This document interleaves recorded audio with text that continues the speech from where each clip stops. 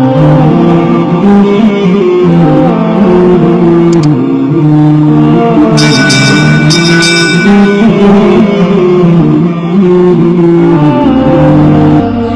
اللہ الرحمن الرحیم۔ السلام علیکم ورحمۃ اللہ وبرکاتہ۔ مسلم ٹیوب میں خوش آمدید۔ ناظرین، بنی اسرائیل میں ایک عورت تھی جو بہت ہی بد کردار تھی۔ اللہ نے اس کو حسن و جمال بھی خوب دیا تھا، اور وہ بدکار بھی انتہا درجے کی تھی۔ پوری بستی کے ساتھ اس کے ناجائز تعلقات تھے۔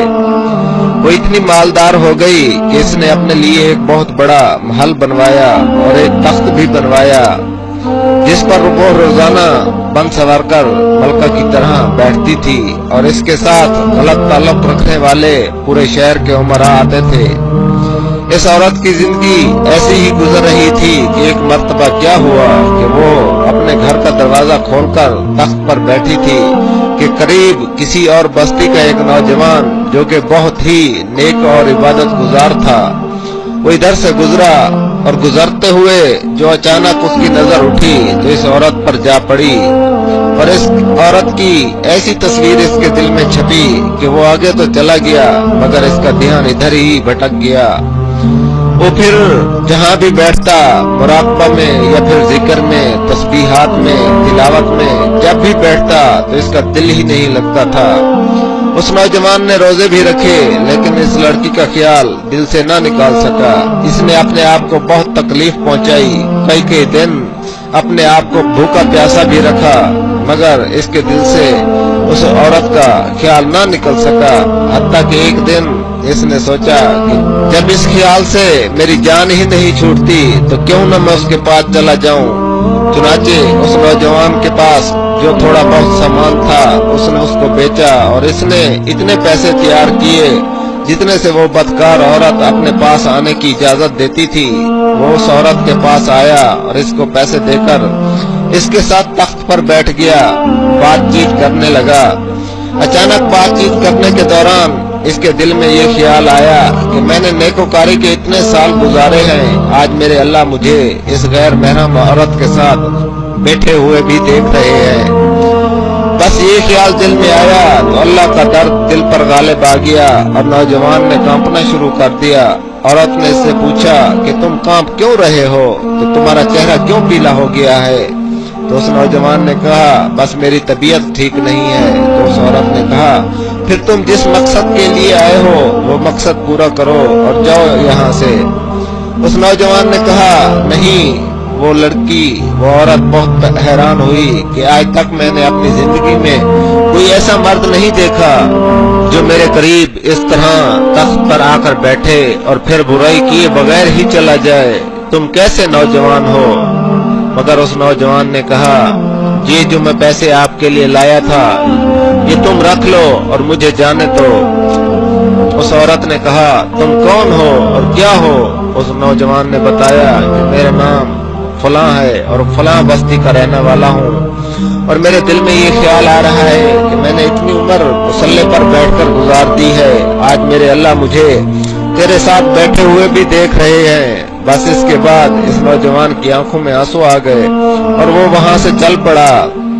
اس نوجوان کے جانے کے بعد جو تھوڑی دیر کی صحبت ساتھ بیٹھنے کی اس عورت کو ملی تھی، اس کی برکت سے اس عورت کے دل میں خیال آیا کہ یہ کمارا نوجوان اتنا اللہ سے ڈرتا ہے، جبکہ اس نے گناہ بھی نہیں کیا، اور میں تو سارا دن اور ساری رات گناہ کرتی رہتی ہوں، میں تو خدا سے ڈرتی بھی نہیں۔ اس کے دل میں شرمندگی پیدا ہوئی، ندامت ہونے لگی کہ کروں تو کیا کروں۔ دل میں خیال آیا کہ اچھا جاتی ہوں، حضرت موسیٰ علیہ السلام سے پوچھتی ہوں کیا میرے لیے بھی کوئی توبہ کی گنجائش ہے۔ وہ اپنے گھر سے نکل کھڑی ہوئی۔ اب اس کو بستی کا ایک ایک بندہ پہچانتا تھا، وہ ایسی نامی گرامی چیز تھی۔ وہ چلی اور جا کر حضرت موسیٰ علیہ السلام کو جو دیکھا وہ اس وقت بنی اسرائیل کے لوگوں کو نصیحت فرما رہے تھے۔ اس نے کسی آدمی کے ذریعے پیغام بھیجا کہ حضرت موسیٰ علیہ السلام سے جا کر کہو میں ان سے ملنا چاہتی ہوں۔ اب جس کو پیغام دیا وہ اتنا بے وقوف تھا، کچھ پیغام پہنچانے والے بھی تو بے وقوف ہوتے ہیں، جس کو ڈھنگ ہی نہیں آتا پیغام پہنچانے کا، اس خدا کے بندے نے سیدھا جا کر سب کے سامنے کہہ دیا کہ حضرت آپ سے فلاں عورت ملنے آئی ہے۔ حضرت موسیٰ علیہ السلام نے جب نام سنا تو اس کو بہت جلال آیا کہ لوگ کیا سوچتے ہوں گے کہ ایسی عورت ان سے کیوں ملنے آئی ہے، ان کا کیا تعلق ہے اس سے۔ حضرت موسیٰ علیہ السلام نے غصہ میں کہہ دیا کہ اس سے کہو کہ چلی جائے یہاں سے، میں نہیں اس سے مل سکتا۔ اس بے وقوف نے آ کر کہا کہ میں نے بات کہی تو حضرت موسیٰ علیہ السلام بڑے ناراض ہوئے ہیں، وہ تو بڑے خفا ہو گئے ہیں اور تم سے نہیں ملنا چاہتے۔ وہ عورت ڈر گئی، اس نے کہا کہ میری بدکاریاں ایسی ہیں کہ اللہ تو مجھ سے پہلے ناراض ہے اور اللہ کے نبی بھی مجھ سے بات کرنا نہیں چاہتے، میرے لیے تو اب دنیا میں کوئی ٹھکانہ نہیں۔ بڑے اداس اور بوجھل قدموں کے ساتھ وہ وہاں سے چل پڑی اور واپس آ گئی، اور اسے سمجھ نہیں آ رہی تھی کہ وہ کرے تو کیا کرے۔ اب وہ حیران تھی کہ اللہ کے نبی نے بھی مجھ سے بات کرنا گوارا نہیں کیا، میں اتنی گری ہوئی چیز تو ہوں، وہ بات کرنا بھی نہیں چاہتے۔ چنانچہ وہ گھر آئی، اس نے گھر کی کنڈی لگائی۔ اس نے اپنے کسی بڑے سے سنا ہوا تھا کہ بندہ جب اپنے رب کو منانا چاہے تو اس کو چاہیے کوئی اس کے سامنے سجدہ کرے، چنانچہ اسے اور کوئی طریقہ نہیں سمجھ آ رہا تھا۔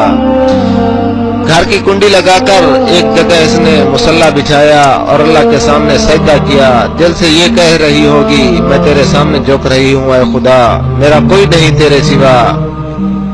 اسے پوری دنیا میں اور کوئی نجات کا راستہ نظر نہیں آ رہا تھا۔ پھر اللہ کی شان دیکھیے، اس نے رات عبادت میں گزاری۔ اگلے دن اس کے دل میں خیال آیا کہ میں عورت ذات ہوں، اکیلی اس مکان میں نہیں رہ سکتی، ایک میری خادمہ ہے، تو میں اگر نیت بھی کر لوں تو جتنے لوگوں نے میرے ساتھ بدکاریاں کی ہیں وہ مجھے یہاں نہیں رہنے دیں گے، تو بہتر یہ ہے کہ میں اس جگہ کو چھوڑ کر چلی جاؤں۔ تبھی اس عورت نے فیصلہ کر لیا کہ میں یہاں سے چلی جاتی ہوں۔ اس نے اپنے آپ کو ایک سادہ سے کپڑے میں لپیٹا تاکہ کوئی کپڑوں اور حسن و جمال کو نہ دیکھ سکے یہ کون جا رہی ہے۔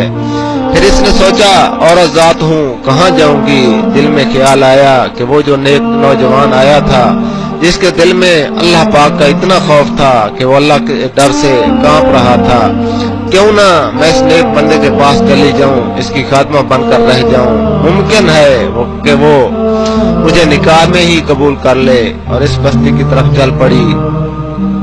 چنانچہ ڈھونڈتے ہوئے اس بستی میں اس کے گھر پہنچی اور گھر والوں سے کہا کہ میں فلاں بندے سے ملنے کے لیے آئی ہوں۔ تو اس کے گھر والوں نے کہا کہ اس کا ذکر و عبادت کا معمول ہے اور وہ کمرے سے اتنے بجے نکلتا ہے، تم ایسا کرو انتظار کر لو۔ چنانچہ اس نے کہا کہ ٹھیک ہے میں انتظار کر لیتی ہوں۔ وہ عورت انتظار میں بیٹھ گئی۔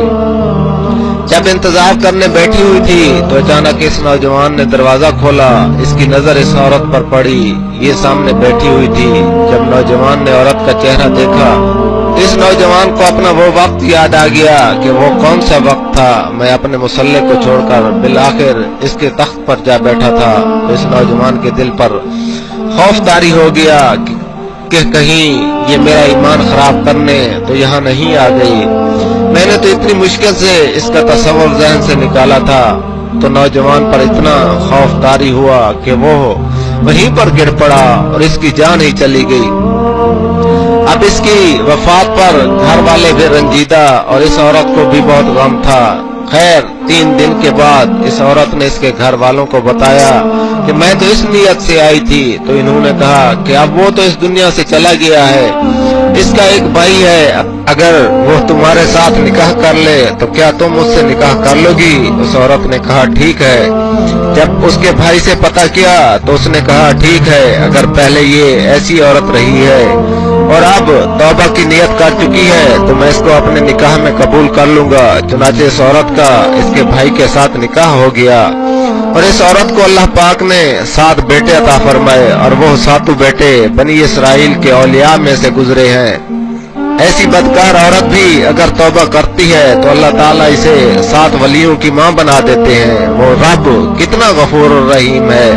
ناظرین اگر اس ویڈیو سے تھوڑا سا بھی سبق حاصل ہوا ہو تو پلیز ویڈیو کے نیچے سبسکرائب اور ساتھ بیل کے آئیکن پر ضرور کلک کریں تاکہ ہماری ہر نئی آنے والی ویڈیوز آپ تک بآسانی پہنچ سکیں، اور اپنے دوست احباب سے بھی ضرور شیئر کریں۔ شاید ہماری اس چھوٹی سی کوشش سے کسی نوجوان کی زندگی سنور جائے۔